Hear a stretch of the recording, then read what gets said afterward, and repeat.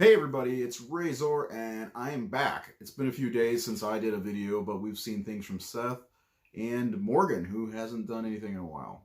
That's good to see you working, kiddo.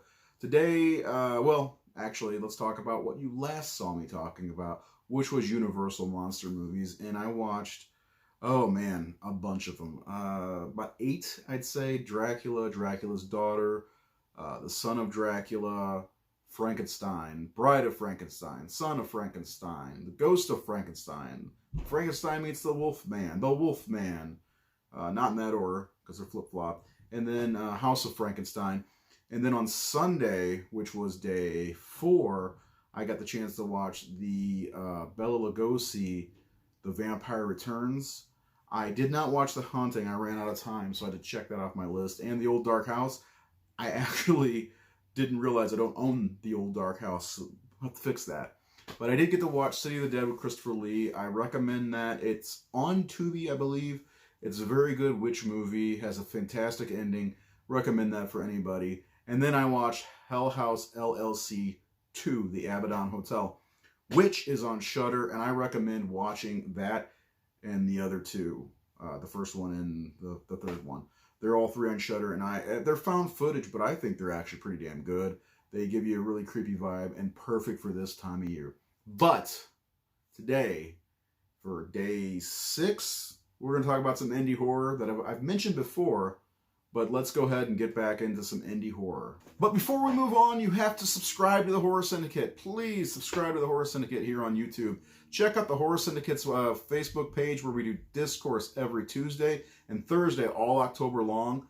And go to thehorrorsyndicate.com for anything that you need to know all about horror. We have so much good stuff on there. You've got 31 Days of Horror from 2016, 17, 18.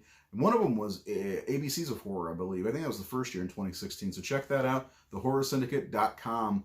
It's a great place to just enjoy yourself. As you can see, I am wearing my 1031 horror movie shirt, indie horror with Malvolia on it. She's very dear to my heart. So we're going to talk about some indie movies that you can get from ScreamTeamReleasing.com. Now, these are, I think The Barn and Dark Military are on Tubi and Amazon possibly, but the other ones, which are 1031 and 1031 Part 2 and The Witching Season, you have to buy physically from Scream Team Releasing, which I totally recommend getting movies from Scream Team Releasing. I've been a fan, a friend, an ally of theirs for 3 or 4 years, however long they've been around. I've been trying to spread the good word. They do a great job over there. They're bringing all these great indie movies into one place, and it's great because with The Sleeper, which we've talked about before, that was lost to the ages. Justin Russell made it. It was out in 2012 and then gone. Finally, Justin Seaman and Scream Team Releasing brought it back, and it's available on their website, and it's a great 80s kind of throwback slasher that takes place in 1981, you know, the height of the slasher boom. Great freaking movie. It's more of a wintertime type of movie, so we're going to move on to talk about some Halloween-themed indie horror movies that you must see for the holiday. Get them now so you can watch them by Halloween, because I bet you they'll be in before Halloween. First up, we'll talk about The Dark Military. It's another Halloween, you know, the thing, it doesn't feel like it's Halloween, but it takes place on Halloween, where there's this terrorist group, kind of, that they're called the Dark Military, who kind of take over the holiday. They get these people together to basically hunt and kill them, and it's streamed live on the internet. And the director actually visited with me a couple days ago on his road trip across America. His name's Lauren Laprie, and I tried hard, but he didn't give me anything on part 2, except for he's going to start filming hopefully at the beginning of 2021. But it's a fun movie. It's brutal. It's got some great death scenes and a couple good characters. Check it out. You can get it from Scream Team, and it's available on Tubi and Amazon to watch. Next up is Volumes of Blood.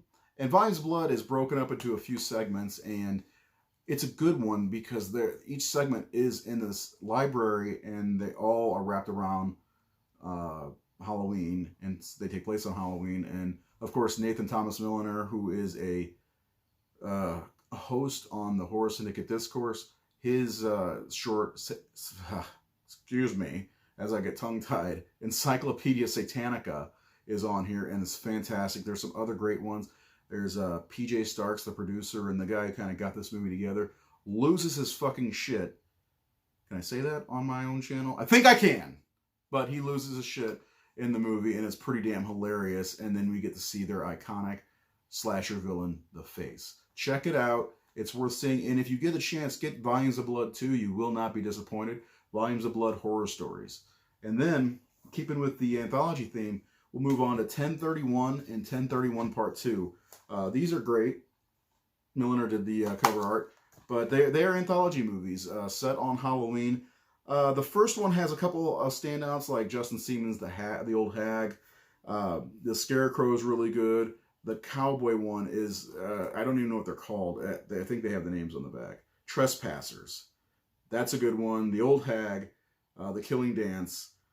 They're all pretty good, actually. But I prefer Part 2. Part 2 has a quote from the Horror Syndicate on the back. But that's not why I like it. You've got guys like Drew Marvick, who did a segment. You've got Rocky, who put all of this together. Rocky Gray, Stephen Wolf. There are so many good segments in there. This is a standout. There's a couple of them that could actually make for a fun feature, like Drew Marvick's his attempt at making a good movie. Plus, there's a there's a great trailer for a movie that could be in the works. I think it's called Treaters. I can't remember if that's what it's called. No, it's the October Kids. But Treaters is a demon-type movie. That might be the one that is on its way. But the October Kids would be kind of like your Monster Squad type of movie. It's only a trailer, but damn it, I want to see this happen. And then for another anthology type, this is more of a episodic type, almost like a show for the Halloween season. It's called The Witching Season. Go figure. And there is a full-length feature coming out of one of the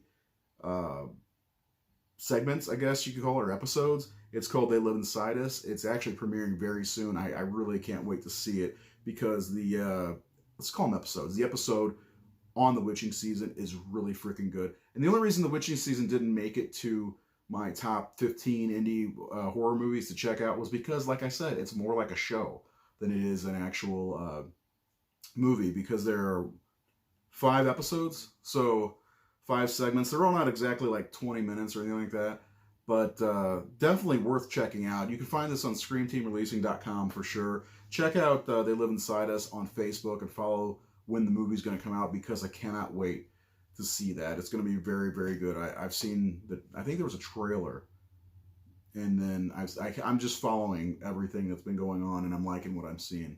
But the cream of the crop is The Barn, Justin Siemens movie, and we're looking forward to the sequel, Justin, if you watch this video.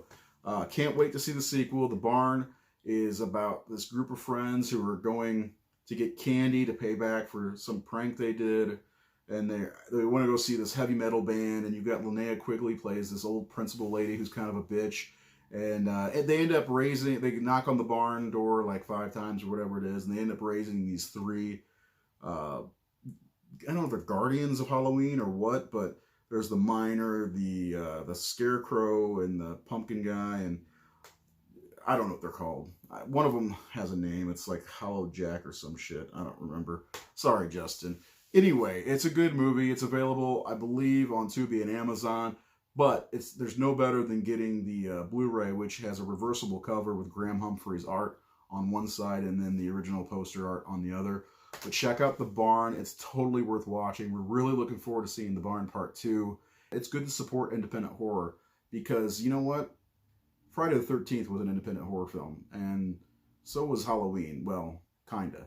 So if we didn't have those movies, we wouldn't have the classic icons like Jason Voorhees and Michael Myers. So you never know what's going to come out of these movies, but they're all worth checking out, and they're worth your time. Buy a copy at ScreamTeamReleasing.com. If you like what we're doing here, please hit the like button, share with your friends, and subscribe. We're trying to get to 500, that's 5,000, subscribers by the end of 2020. And we're at 330 plus right now, so we're getting close. So help us out. Happy Halloween. I mean, we still got like most of the month left, and there's a lot of good stuff coming up. Thinking about doing a top 10 Hammer horror list coming up. And I'm definitely going to be showing off my Halloween Blu-ray collection, which is over there. And of course, the Friday the 13th Scream Factory set is coming next week, I think, or this week, or soon. I cannot wait. I'll be doing an unboxing video as soon as I get it. So hit the subscribe button, and we'll see you tomorrow or whenever I do the next video.